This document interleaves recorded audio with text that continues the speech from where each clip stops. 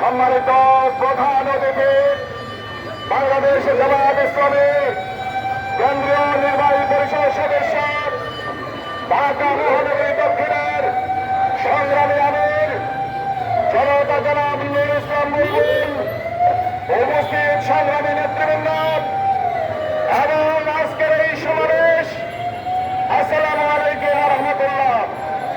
সংগ্রামী উপস্থিতি, বাংলাদেশ জামায়াত ইসলামী নিয়মতান্ত্রিক গণতান্ত্রিক আন্দোলনে বাংলাদেশের স্বাধীনতা সার্বভৌমত্বের অতন্ত্র প্রহরী হিসেবে দায়িত্ব পালন করে যাচ্ছে।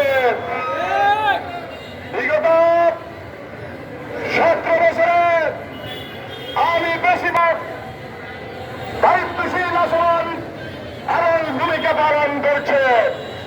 সম্মানিত উপস্থিতি,